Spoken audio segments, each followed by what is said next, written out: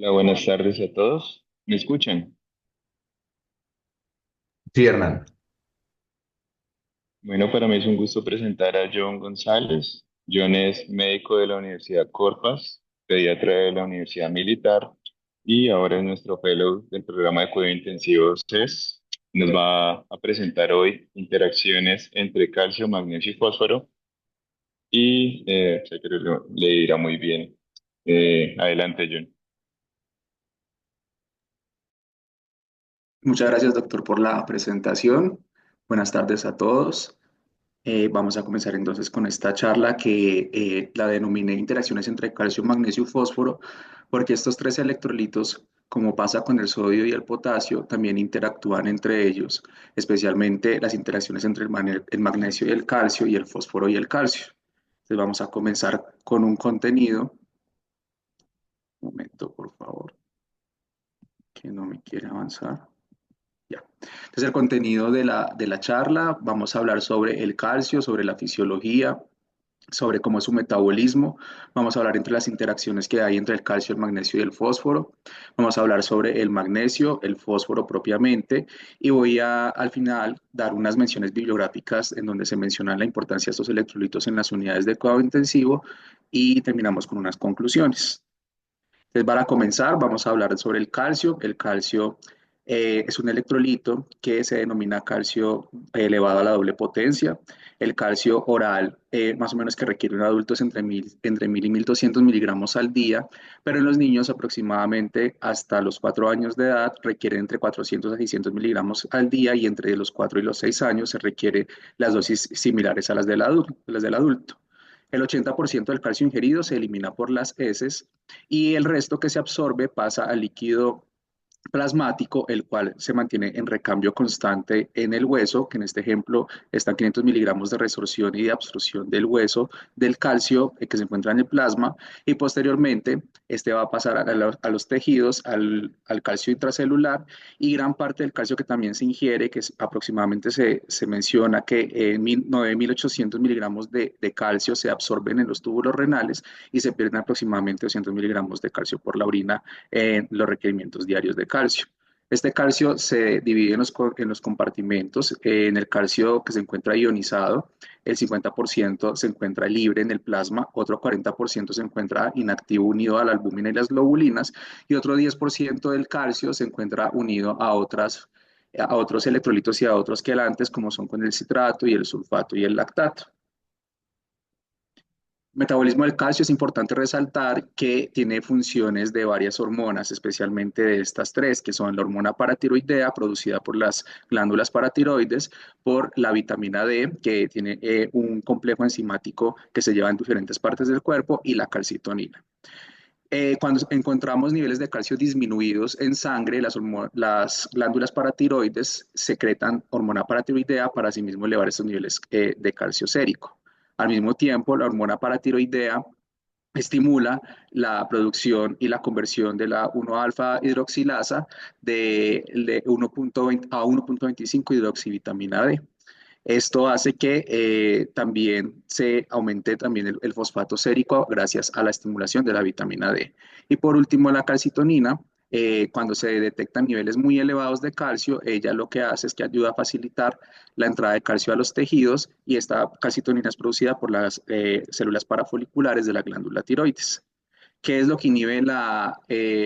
producción de este tipo de hormonas? Entonces, el calcio sérico elevado a través del receptor de calcio, sensible de calcio, que lo va a mencionar en la siguiente diapositiva, la hormona paratiroidea disminuida, el calcio sérico elevado, como lo mencioné, y el fosfato elevado también inhibe la absorción de calcio en este sentido. Y finalmente, también bloquea la producción de calcitonina cuando ya se logran niveles normales de calcio sérico. Entonces aquí podemos ver en la derecha, entonces, como la hormona paratiroidea estimula la conversión de la 25 hidroxivitamina D a 1.25 vitamina D. También ayuda a la resorción ósea de calcio y también ayuda, pues, junto con la vitamina D a la reabsorción de calcio de los túbulos renales. Y al mismo tiempo hace que el calcio sérico aumente debido a un aumento de la absorción gastrointestinal estimulada por la hormona paratiroidea. Entonces, en esta diapositiva les quería traer el receptor sensible a calcio, este receptor que es un receptor que tiene más de 100 aminoácidos, que también es un receptor unido a proteína G de membrana celular, y este receptor tiene, digamos, la relevancia clínica es que él también es sensible al magnesio en el sentido de que si no hay un adecuado nivel de magnesio sérico, pues el calcio no es capaz de actuar directamente sobre el receptor. Ese receptor. Aquí podemos ver que hay enfermedades que tienen mutaciones directas del receptor sensible a calcio, como pasa en la hipocalcemia hipercalciúrica familiar tipo 1. Ya yéndonos más hacia el interior de la célula, podemos ver otro tipo de mutaciones en los cuales los componentes que hacen que el receptor funcione de forma adecuada y que todos los segundos mensajeros y las señales intracelulares, incluso nucleares, también se asocian a que finalmente la célula paratiroidea no sea capaz de producir hormona paratiroidea en este descendiente de funciones que tiene la producción de la hormona, pero siendo la más importante en esta diapositiva que les traía, el receptor sensible a calcio. También tenemos otras enfermedades como todas las hipocalcemias hipercalciúricas familiares, porque este receptor sensible a calcio también lo encontramos en los túbulos renales. Entonces, si tenemos una enfermedad del receptor, obviamente lo que hacemos es que no es capaz de censar adecuadamente los niveles de calcio séricos, la célula paratiroidea va a tratar de producir hormona paratiroidea y al mismo tiempo el riñón no es capaz de censar adecuadamente estos niveles de calcio y por último va a haber hipocalcemia y eliminación renal de calcio. Por eso esta asociación de las dos condiciones es importante y también se podría llegar a evaluar en un contexto clínico. Otro tipo de enfermedades relevantes aquí también de mencionar, como algunos factores de transcripción que se ven mutados, como en el síndrome de Di-George, en el hipoparatiroidismo y en el hiperparatiroidismo primario, que es una enfermedad genética casi siempre incompatible con la vida cuando se presenta este hiperparatiroidismo de forma congénita en los neonatos. ¿Cuáles serían las funciones del calcio? El calcio funciona para muchas cosas en el organismo, pero acá voy a mencionar una a una de ellas en las siguientes diapositivas, pero para mencionarlas acá y enumerarlas, el calcio funciona como segundo mensajero, funciona como activador de la contracción muscular, de la división celular, del movimiento celular a través de las cilias, de la transmisión neuromuscular, también ayuda en las vías oxidativas, es importante en la cascada de la coagulación y por último también desempeña un papel muy importante en la muerte celular. Entonces aquí podemos ver cómo el calcio es en segundo mensajero, es una sustancia muy versátil porque permite la acción e inhibición de diferentes proteínas y entre esas proteínas tenemos las enzimas, las proteínas de membrana y proteínas que se unen al calcio. Dentro de las más representativas que tenemos acá al lado izquierdo de las enzimas, pues la acción sobre la troponina C que ayuda a la contracción del músculo estriado. También tenemos que ayuda en la conversión de la fosfodiesterasa de la AMP cíclico, que ayuda a la degradación de la AMP cíclico, de la NAD quinasa para ayudar a la fosforilización del NAD, y finalmente también importante herramienta para la conversión del óxido nítrico sintetasa y la producción de óxido nítrico. Como proteínas de membrana, también aquí es importante resaltar que actúa sobre los canales de cloro y calcio para ayudar a la secreción de diferentes moléculas y especialmente de moco, de los canales potasio activados por calcio y especialmente en la excitabilidad de membrana, que más adelante voy a hablar más puntualmente de esto. También sobre los canales de cloro activados por calcio que también ayudan a la motilidad intestinal. Y por último, en este lado, vemos que en las proteínas que se unen al calcio, como la calmodulina, que sabemos que es la que ayuda a la contracción del músculo liso, la N-ciclasa que nos ayuda a la producción de AMP cíclico y finalmente también nos ayuda con las bombas de potasio ATPasa que nos ayuda a limpiar este citoplasma del calcio, como lo voy a mencionar más adelante, el calcio intracelular es aproximadamente 0,1 milimoles por litro.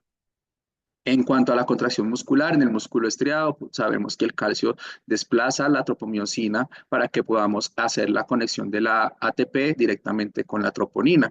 Y esto es lo que ayuda a la contracción muscular del músculo estriado. Mientras que en el músculo liso encontramos que el calcio se libera de este retículo sarcoplásmico, este se une a la calmodulina, también hay una activación en la cual hacemos que la conversión de ATP a ADP cíclico para activarla finalmente la miosina a esta TPasa y se genere la contracción muscular del músculo liso, tanto del intestino vascular y de las demás células en el cuerpo que necesiten motilidad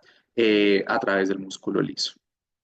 En cuanto a la transmisión neuromuscular, entonces también es importante que a través de los canales rápidos de calcio se ingresan a las neuronas y esto lo que ayuda es que se unan estas pequeñas moléculas que se captaron por endocitosis de acetilcolina para generar la contracción muscular a nivel de la placa sináptica. Entonces también es importante mencionar que una estrategia para ayudar a controlar la membrana extracelular y por ejemplo, la hiperexcitabilidad, como por ejemplo un estatus convulsivo, podríamos llegar a utilizar inhibidores del calcio. También en la coagulación, importante mencionarlo, que actúa directamente sobre todos los factores de la coagulación vitamina K dependientes. Aquí podemos ver que nos ayuda a la conversión del factor 7 al factor 7 activado para que se activen las plaquetas con el factor de von Willebrand, del factor 10 al factor 10 activado, del factor, especialmente del factor 11 al factor 11 activado, también nos ayuda a esta conversión a las formas activadas de los factores y así generar el coágulo. En cuanto a la muerte celular, también como lo mencionaba, el calcio intracelular aproximadamente 0.1 milimoles por litro y cuando este calcio pierde ese equilibrio, funcionan las bombas de calcio que mencionaba anteriormente en las neuronas para expulsar rápidamente ese calcio. Pero si este proceso se falla debido, por ejemplo, a un síndrome de isquemia reperfusión o a la activación de caspasas que activa la apoptosis celular, pues finalmente el calcio intracitoplasmático va a aumentar y va a generar daño en el citoesqueleto, va a aumentar la agregación de fosfolípidos y va a generar el daño a la membrana celular que finalmente produce el edema celular y la muerte celular. Entonces, mencionando todas las funciones fisiológicas que tenemos del calcio, podemos interpretar que los niveles de calcio se pueden hacer diferentes mediciones de acuerdo a los laboratorios y de acuerdo a la técnica que se realice. Podemos encontrar niveles de acuerdo a 1000 equivalentes, por ejemplo, de 4.5 a 5000 equivalentes litro como valor de referencia. Por medio de colorimétrico encontramos de entre 8.5 a 10.5 miligramos de decilitro y por medio del calcio ionizado, que este también lo miden las máquinas que nos procesan los gases arteriales,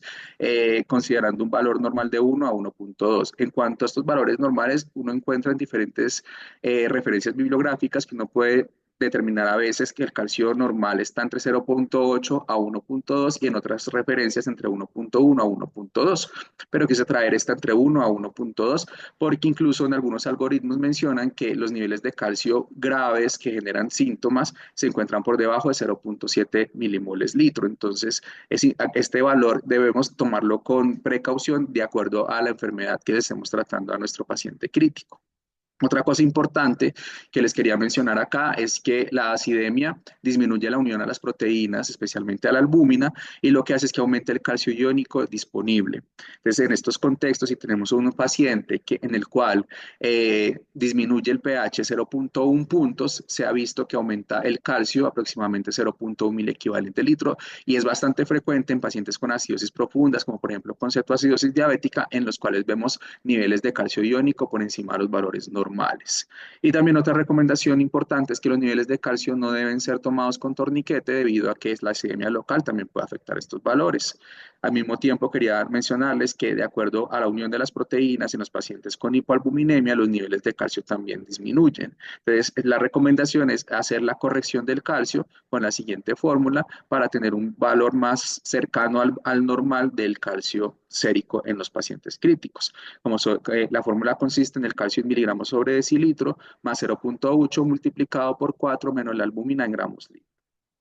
Y así era hacer el ajuste y saber si estamos realmente ante una hipocalcemia o no. En cuanto a los trastornos del calcio y la función de las hormonas, uno lo encuentra también en las clasificaciones en los diferentes textos que se puede clasificar por hormona paratiroidea, mediados por hormona paratiroidea o no mediados por hormona paratiroidea. Los trastornos del calcio mediados por hormona paratiroidea, especialmente del lado izquierdo, aquí como podemos ver las hipocalcemias,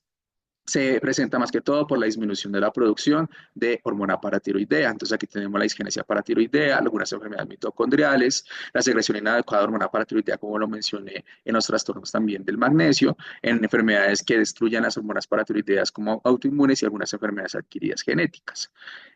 También, obviamente, el calcio que no se consume adecuadamente por la dieta, la hipovitaminosis D y la insensibilidad a la PTH que causas de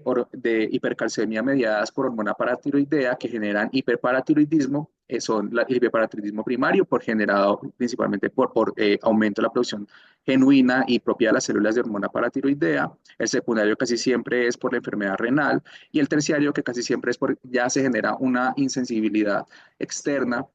y la célula paratiroidea comienza a generar propiamente su hormona paratiroidea frente a cualquier estímulo que la inhiba, ella va a seguir produciendo la hormona. Y finalmente, las hipercalcemias y hipocalciúricas familiares que se pueden dividir en autosómicas dominantes tipo 1 y tipo 2, y como los mencionaba anteriormente, la inactividad del receptor sensible a calcio, que lo que hacemos es que este receptor enfermo no va a ser capaz de captar que el calcio sérico está elevado y va a seguir haciendo la señal de que se produzca hormona paratiroidea. En cuanto a la clasificación de los trastornos del calcio no mediados por hormona paratiroidea, encontramos que la hipocalcemia, también generada por medicamentos como son la administración de bifosfonatos, el bicarbonato, los diuréticos de asa y los productos de deshidrato. Aquí es importante resaltar que las transfusiones sanguíneas que se encuentran con anticoagulación con citrato, pues al hacer transfusiones nos puede llegar a generar hipocalcemias. En el caso de las misceláneas, también la hipomagnesemia, como ya lo mencioné anteriormente, la hiperfosfatemia, el síndrome de lisis tumoral, la rhabdomiolisis con lesión renal aguda, el síndrome de hueso hambriento, que es un síndrome generado por resección de las glándulas paratiroides, especialmente después de una tiroidectomía, y otras, más adelante las voy a hacer más énfasis en el sepsis, el shock y la alcalosis. Y causas de hipercalcemia no mediadas por hormona paratiroidea, encontramos la enfermedad maligna, las enfermedades granulomatosas. Aquí es importante resaltar que dentro de las enfermedades granulomatosas, todas, incluyendo la tuberculosis, la sarcoidosis y todas las enfermedades que generen macrófagos activados en los granulomas, son capaces de producir alfa-1 hidroxilasa y que aumenta la conversión de 1,25 vitamina hidroxivitamina D a 1,25 hidroxivitamina D, y por eso se genera la hipercalcemia en estos pacientes con enfermedad granulomatosa. También algunos medicamentos como la astiacida, los antifúngicos, la vitamina A, la vitamina D, los anabólicos, algunos desórdenes endocrinológicos como lo mencioné en el hipertiroidismo, la insuficiencia adrenal, el feocromocitoma, la deficiencia congénita de lactasa y la inmovilización en pacientes con grandes fracturas que están inmóviles debido a las fijaciones externas o por férulas, la rhabdomiólisis y el síndrome de Williams también como causas de hipercalcemias. ¿Cuáles serían las manifestaciones clínicas de la hipocalcemia? Entonces, dentro de las manifestaciones clínicas las podemos dividir por sistemas. Tenemos digamos que debemos estar más encima del paciente, monitoreándolas todo el tiempo, que son las cardiovasculares. Lo que genera la hipocalcemia son prolongaciones en el QT, puede llegar a generar bloqueo auriculoventricular, finalmente hipotensión y falla cardíaca, porque, como lo mencioné anteriormente, es importante para la contracción del músculo liso, no solamente intestinal, sino vascular y en el músculo estriado. Respiratorias, pacientes que tienen estridor, broncoespasmos recurrentes que no mejoran con la administración de beta 2. Dentro de las neurológicas tenemos las convulsiones, las parestesias, y aquí es importante resaltar las parestesias de los músculos faciales, y aquí es donde sale el signo Chebostek, que es la percusión del nervio facial con los dedos, en los cuales vemos contracciones involuntarias de la mandíbula. Y el signo de Trousseau, que se genera al inflar el manguito de presión arterial, y esto nos genera una contracción carpopedal que se observa en el paciente como contracción de los dedos en forma espástica. Estos signos son muy poco sensibles y son poco útiles usarlo en bebés muy pequeños, especialmente en neonatos, y poco más prácticos utilizarlos en niños grandes y en adolescentes, pero recordar que clásicamente podemos ver signos de hipocalcemia en estos signos clínicos. Otras manifestaciones clínicas de hipocalcemia neurológicas, como es el extrapiramidalismo, el coma, el pseudotumor cerebri, y manifestaciones psiquiátricas como la ansiedad, la depresión y la bipolaridad. Las manifestaciones oftalmológicas como cataratas, calcificaciones y papiledema, renales como la disminución en las fases agudas de la tasa de filtración glomerular, la nefrocalcinosis y litiasis, especialmente en las enfermedades que generan hipercalciuria, manifestaciones dermatológicas como la alopecia y la xerodermia, y dentales como la hipoplasia dental. Y hacer especial énfasis en este trabajo que se publicó en la revista Chest en el año 2019, en el cual ellos mencionan siempre incluir dentro del algoritmo de choque refractario, corregir los niveles de calcio. Niveles de calcio por debajo de un milimol litro deben ser corregidos, porque esta hipocalcemia podría llevar a disfunción miocárdica y vasodilatación que mejora rápidamente si logramos corregir este calcio. Dentro de las manifestaciones clínicas de la hipercalcemia, también las podemos clasificar de acuerdo al nivel de calcio sérico, si se encuentra levemente aumentado, que sería menor a 3 milimoles litro y por encima de 1,8 milimoles, moderada entre 13 a 3,5 y grave por encima de 3,5. Las manifestaciones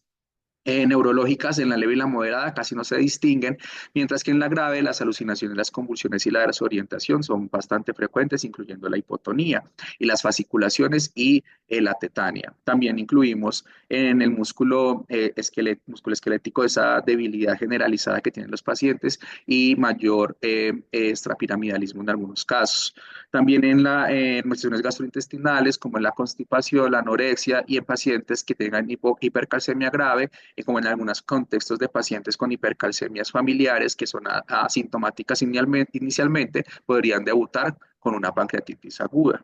Pacientes que se encuentren dentro de las manifestaciones renales tenemos la poliuria, la deshidratación, la lesión renal y la deshidratación, y cardiovasculares, como también mencionamos, en la hipocalcemia son las prolongaciones en el QT, en la hipercalcemia sería lo contrario, sería la disminución del QT y prolongación del QRS, y taquicardias ventriculares y arritmias. Entonces, como el título de la charla lo mencioné, las interacciones entre el calcio, el magnesio y el fósforo son bastante importantes. Por el lado izquierdo encontramos las interacciones que tenemos entre el calcio y el magnesio, y como lo mencioné al principio, con la diapositiva del receptor sensible al calcio, en los niveles de magnesio bajos disminuyen su sensibilidad, lo que se puede manifestar en que hipomagnesemias por debajo de 1,3 miligramos de cilitro de magnesio, se ha observado que puede llegar a reducir el calcio iónico a 0,05 milimoles litro. También importante resaltar que el magnesio y el calcio son antagónicos en la conducción de membranas celulares, entonces podríamos incluso llegar a utilizar magnesio para ayudar a controlar este tipo de alteración en la conducción de las membranas, especialmente en estados epilépticos y en arritmias cardíacas como la torsión de puntas. Y también en algunos trabajos se está utilizando el magnesio para neutralizar los efectos de daño celular generados por isquemia reperfusión, especialmente en pacientes con trasplante hepático, con trasplante de órgano sólido, para disminuir el daño celular que se genera por la hipercalcemia al momento de la reperfusión.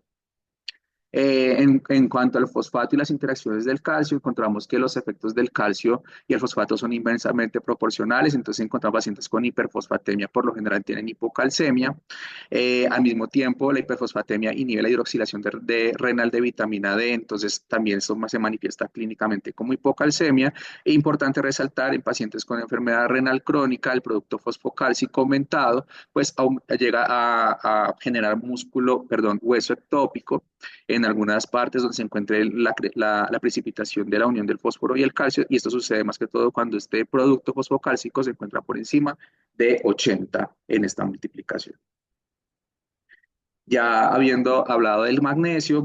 del calcio, vamos a hablar del magnesio. Entonces, la fisiología del magnesio es también un anión intracelular muy importante. También se encuentra unido a fosfolípidos, proteínas y ácidos nucleicos. Los niveles de magnesio ionizados libres se encuentran en el líquido extracelular muy bajos, y casi la gran mayoría del magnesio corporal total se encuentra en el hueso, más o menos en un 50%. Este magnesio que se encuentra en el líquido extracelular, que es el que logramos medir a nivel sérico, se encuentra normalmente en valores entre 1,5 a 2,1 miliequivalentes litro.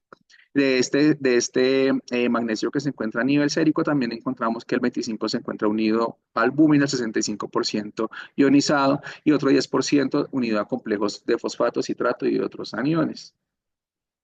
La fisiología del magnesio, más o menos se requieren entre 300 a 400 miligramos de magnesio al día en una persona adulta. La absorción ocurre más o menos entre un 20 y 60% en el tracto gastrointestinal, especialmente en la parte yeyunal distal. También hay pérdidas de magnesio en enfermedades que generen diarrea y vómito. En el compartimento sanguíneo, como lo mencionaba, se encuentra en una distribución unida más que todo a proteínas, y el almacenamiento del magnesio se encuentra en hueso y en músculo. La reabsorción renal está estimulada por la hipomagnesemia, la alcalosis metabólica, también la vitamina D, la hormona paratiroidea, la calcitonina del glucagón como hormonas importantes que nos ayudan a retener magnesio en los riñones. Y es importante mencionar esto, que el magnesio no tiene una hormona específica que lo controle, y más bien tiene varias hormonas que nos ayudan a regular los niveles séricos del magnesio. Y también se aumenta la excreción renal de magnesio debido a la alcalosis metabólica, la disminución de hormona paratiroidea y la producción de calcitonina. Y también podríamos llegar a hacer equilibrios o calcular el magnesio urinario para saber si hay pérdidas renales o no renales de magnesio. El magnesio tiene funciones importantes en el metabolismo energético, como la fosforilación de la ATP y la interacción con el fosfato, en el metabolismo de la glucosa, que va muy de la mano con la regulación hormonal en cuanto a que nos ayuda a la sensibilidad a la insulina, al receptores GLUT4 para ayudar al metabolismo en la glucosa. También es importante en la producción de nucleótidos y proteínas, es un cofactor en más de 300 reacciones, es un cofactor para la transcripción y la replicación del ADN y el ARN. También ayuda para el transporte de otros iones y de la conducción, como lo mencioné anteriormente, en las bombas de apoyo ATPasas y especialmente en las membranas de células excitables. Y nos ayuda a mantener ese equilibrio entre las células del sistema nervioso central y del miocardio. Y obviamente también se precipita para la formación ósea. ¿Qué causas encontramos en los pacientes críticos que pueden llegar a generar hipomagnesemia? Entonces, la prevalencia de los pacientes hospitalizados más o menos oscila entre 12 a 20% y más, incluso hasta el 60% de los pacientes que se encuentran con enfermedad crítica pueden llegar a tener un 60% disminuido los niveles de magnesio. ¿Cuáles son las causas principales? El déficit en la ingesta en pacientes con alcoholismo, anorexia nerviosa, en pacientes con cáncer terminal y nutrición parenteral en los cuales no se llegan a cumplir los requerimientos diarios de magnesio en pacientes con que se redistribuye este magnesio de forma paralela en diferentes compartimentos, especialmente en el intracelular. Entonces se debe en los pacientes que debutan con una cetoacidosis diabética que se les administra insulina, en el síndrome de realimentación, en la acidosis metabólica y en las pancreatitis, y también algunos medicamentos que nos disminuyen los niveles séricos de magnesio, como los diuréticos, los inhibidores de la bomba de protones, algunos antibióticos como los aminoglucósidos y la anfotericina B, el uso de digitálicos, la cisplatino y los laxantes que no contienen magnesio también nos pueden generar hipomagnesemia. Otras causas de hipomagnesemia son las pérdidas renales y gastrointestinales, como lo mencioné en la diapositiva anterior, de diarrea, síndrome de hueso hambriento también por resección de las glándulas paratiroides, la pancreatitis aguda y pacientes que se les hace bypass gástrico, porque también el magnesio se absorbe más que todo en estas porciones distales del estómago y del duodeno, en la disfunción tubular adquirida, como después de un trasplante renal, en la recuperación de una necrosis tubular aguda, donde esa fase poliúrica se pueden perder grandes cantidades de electrolitos, especialmente magnesio, en la diuresis posobstructiva posterior a una liberación de una obstrucción de las vías urinarias bajas y en enfermedades genéticas ya reconocidas como síndrome de Hilterman, Bartter, la hipomagnesemia familiar con hipercalciuria, algunas malformaciones renales y hipomagnesemia autosómica aislada, autosómica recesiva y autosómica dominante y la hipomagnesemia intestinal con hipocalcemia por trastornos en la absorción de los dos.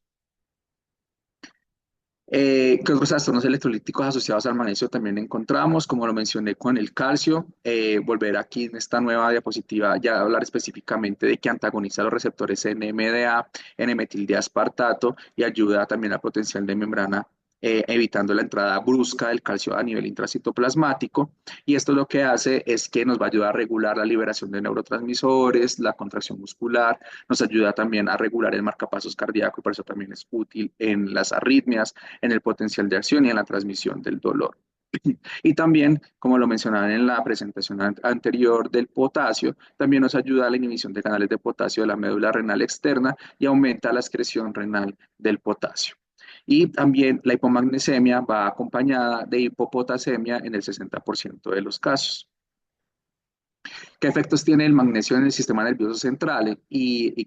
también el sistema nervioso periférico? Entonces nos puede ayudar a reducir la transmisión del dolor al ser antagónico al receptor SNMDA, es una buena estrategia en pacientes con dolor de difícil control. También nos ayuda a la reducción de transmisión neuromuscular. Entonces, en estos pacientes que encontramos con hipomagnesemias muy profundas, los encontramos con debilidad neuromuscular, especialmente debido a este proceso. En el caso de la hipermagnesemia también se potencian los efectos de los bloqueantes neuromusculares, ya que es importante resaltar que en estos pacientes que de pronto los llevemos a una hipermagnesemia iatrogénica y adicionalmente tenga bloqueo muscular, podamos ver que la vida media del efecto del medicamento sea más larga.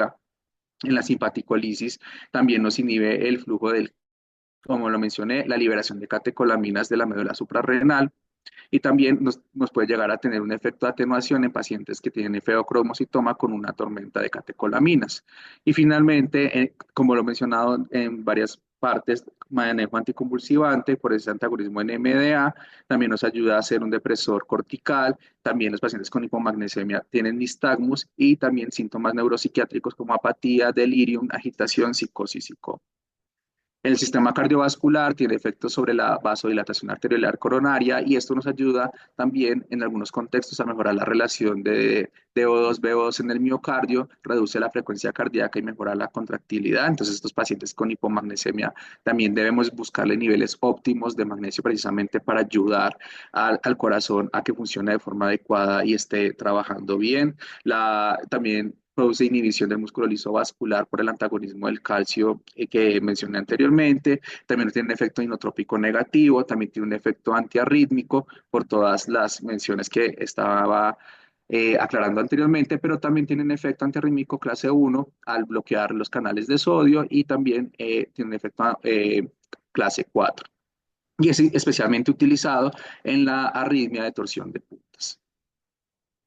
Los efectos en otros sistemas del magnesio, entonces tenemos que tiene un efecto broncodilatador utilizado comúnmente en las crisis asmáticas, también tiene un efecto antiinflamatorio que ayuda a reducir la producción de citoquinas y también es importante para la activación de los linfocitos T como mensajero, segundo mensajero intracelular y en obstetricia lo utilizan mucho como tocolítico y también ayudar a regular la hipercalcemia inducida por la eclampsia. Entonces, ¿cómo podemos evaluar los niveles de hipomagnesemia? Tomamos unos niveles séricos de magnesio, pero se sugiere que siempre no solamente midamos el magnesio, sino que lo midamos junto con los demás electrolitos, como es el calcio, el fosfato y el potasio. También evaluar la función renal, mirar los niveles de glucosa del paciente y realizar un electrocardiograma. En caso de que todavía no podamos encontrar cuáles sean las causas de la hipomagnesemia y causas de hipocalcemia, pues podríamos llegar a estudiarla mediante medidas de las pérdidas renales de magnesio y podríamos hacer una fracción excretada de magnesio en la cual hacemos una relación entre el magnesio urinario por la creatinina sérica dividido el magnesio sérico por la creatinina urinaria por 0,7%. Si esto nos da un valor por encima del 2%, quiere decir que pueden llegar a ser causas renales y toca tener precaución en interpretar estos valores, que no tengamos el uso de medicamentos como diuréticos que nos ayuden a sesgar este resultado por la eliminación del magnesio urinario. Y si definitivamente el paciente persiste con magnesio, con pérdidas de magnesio urinario, debemos buscar otro tipo de condiciones y enfermedades genéticas. Ya habiendo explicado el calcio y el magnesio, voy a pasar finalmente al fosfato. En el fosfato también tiene un metabolismo muy similar a los anteriores, pero ese también depende directamente de la hormona paratiroidea y se suma a otra hormona que es el factor de crecimiento fibroblástico número 23. Este también se encuentra depositado en los huesos entre un 80-90%, el 10% se encuentra en el líquido intracelular, también se encuentra en forma de fosfato inorgánico, que es el que se mide en el plasma, que el valor normal varía también de acuerdo a la edad, pero una constante regular es que se encuentra entre 3 a 5 miligramos sobre decilitro. También se encuentra en una forma divalente y este también es importante medirlo porque igual no refleja los valores reales de fosfato que se encuentran unidos a los lípidos y a los esteres inorgánicos. La ingesta diaria debe ser aproximadamente de 1 gramo de fosfato al día y el 70% de este fosfato que se ingiere postprandial se controla rápidamente mediado por la excreción renal y la estimulación de las hormonas. Como lo mencionaba anteriormente, la hormona paratiroidea nos ayuda a la reabsorción de fosfato a nivel renal, también gastrointestinal, y los niveles elevados de fosfato estimulan la producción de vitamina D y los niveles disminuidos la producción del factor de crecimiento fibroblástico 23 en los osteoblastos para ayudar a incrementar esos niveles de fosfato y asimismo a aumentar la solidificación de los huesos. ¿Qué funciones cumple el fósforo? Cumple funciones en el metabolismo energético. Sabemos que hace parte de las moléculas de ATP y ADP cíclico. Entonces, las hipofosfatemias es un indicativo de que el metabolismo energético se encuentra fallando, independientemente de la causa, casi siempre se deben a inanición. también tiene importantes funciones en la señalización celular, en la fosforilización de reacciones como buffer, uniéndose a otros iones, en la replicación celular, en la formación de hueso, en la integridad de la membrana celular por los fosfolípidos de membrana y como lo mencioné también, como buffer intracelular, ayudar a controlar esos mecanismos que se pueden llegar a generar en los cambios de pH intracelulares. ¿Cómo podríamos llegar a nosotros a evaluar la hipofosfatemia y los niveles de fosfato? Entonces, como lo mencioné, los niveles de fosfato varían según la edad. Entre más pequeño sea el niño, especialmente los neonatos, los niveles de fosfato sérico se encuentran mucho más elevados y a medida que va creciendo, llegando a la edad adulta, normalmente los valores constantes pueden ser entre 2,5 a 4,5 miligramos de decilitro de fosfato.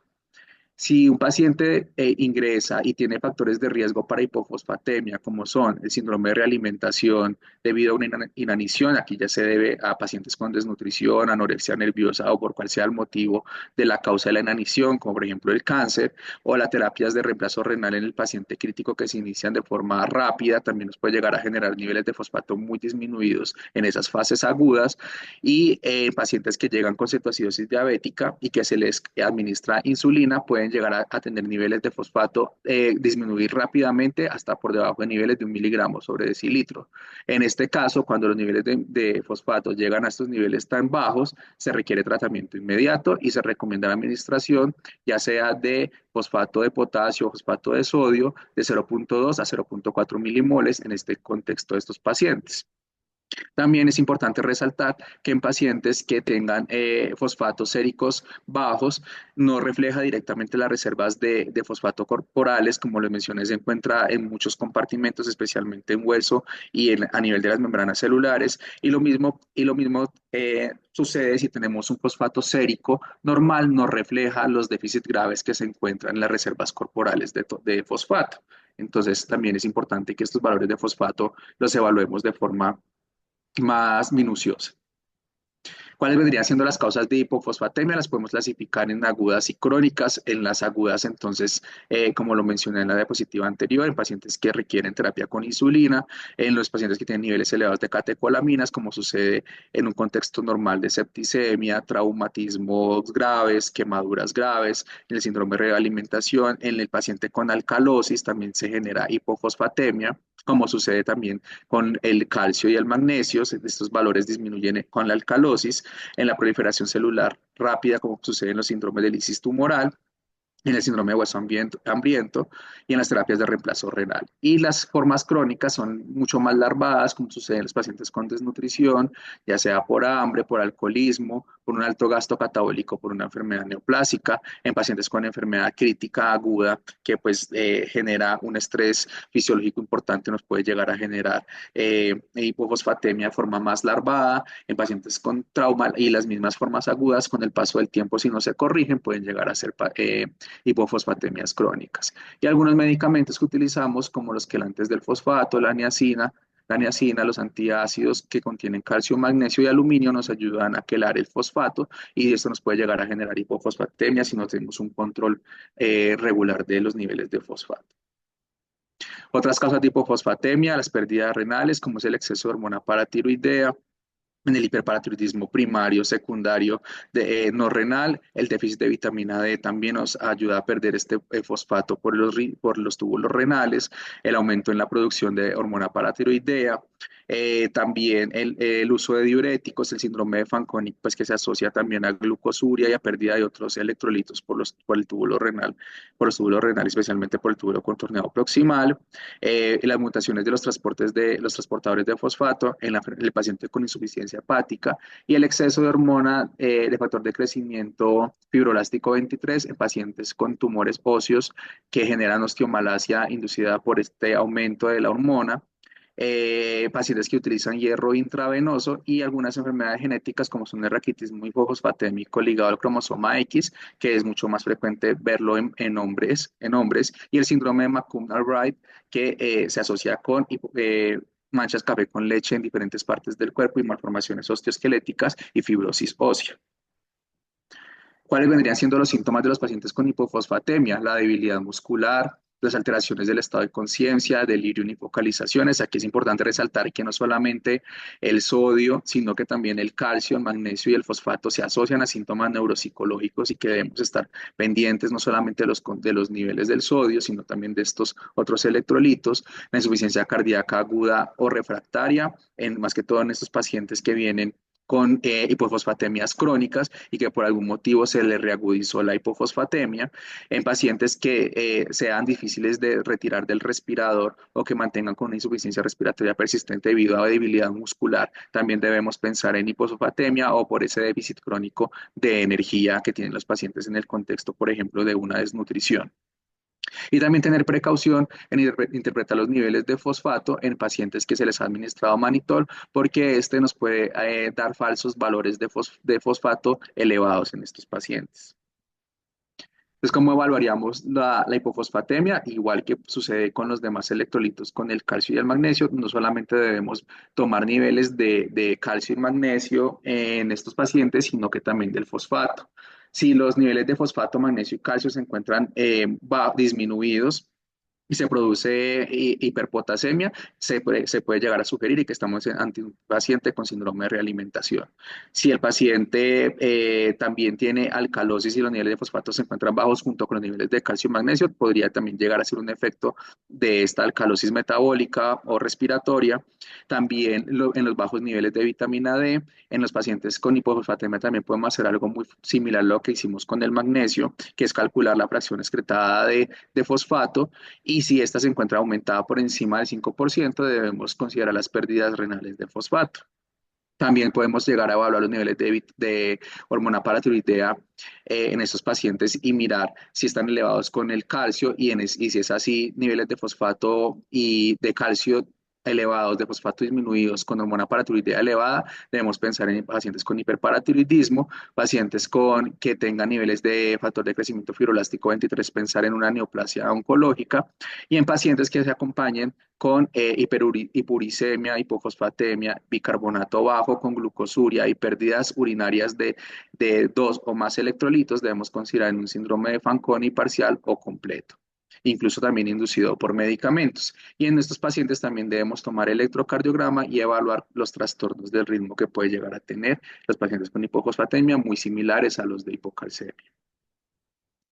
Ya para terminar, en las siguientes diapositivas voy a hablar sobre algunas menciones bibliográficas y algunos trabajos que encontré en la búsqueda de esta revisión. En esta, los pacientes que tienen neumonías y que se encuentran en las unidades de cuidado intensivo. Este es un trabajo hecho en China, en el cual se hizo en el año 2010 al año 2019, y ellos le tomaron niveles de calcio a los pacientes que estaban en cuidado intensivo, independientemente del sistema que se utilizó, ya sea invasivo o no invasivo, para el soporte de la neumonía. Se reclutaron siempre un número grande de pacientes, 414 pacientes, los cuales se vieron en tres grupos, pero aquí lo importante de resaltar es que los pacientes que mantuvieron niveles de calcio sérico por encima de 1 milimol, tuvieron una disminución en la mortalidad en un 24% en comparación a los que tuvieron niveles de calcio más disminuidos, como ven acá con la línea azul oscura y la línea roja. En cuanto al calcio y reanimación cardiopulmonar, este trabajo que fue hecho también en el CHOP y con otros varios hospitales que incluyeron 10 unidades de cuidados intensivos en los Estados Unidos,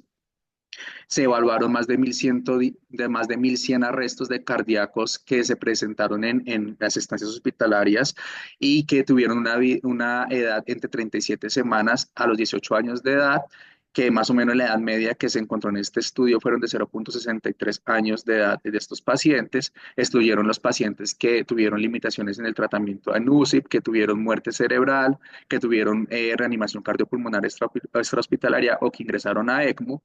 y ellos analizaron que los pacientes que hacían parada cardiorrespiratoria y que entraban a una parada cardiorrespiratoria por más de 15 minutos, de forma frecuente los médicos reanimadores utilizaban calcio para ayudar a revertir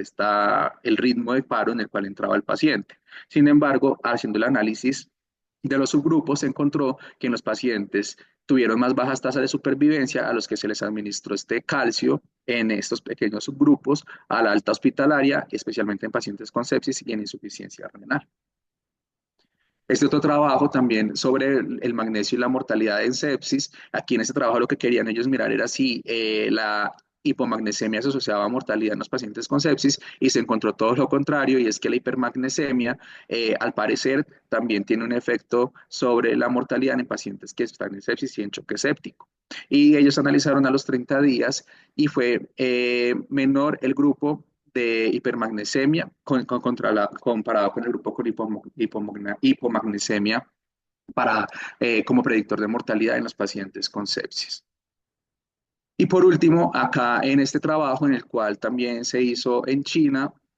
en Shanghái, en donde el Departamento de Pediatría quería evaluar los niveles de calcio, magnesio y fósforo en las infecciones respiratorias y encontraron datos interesantes en los cuales, como por ejemplo, los niveles de calcio disminuidos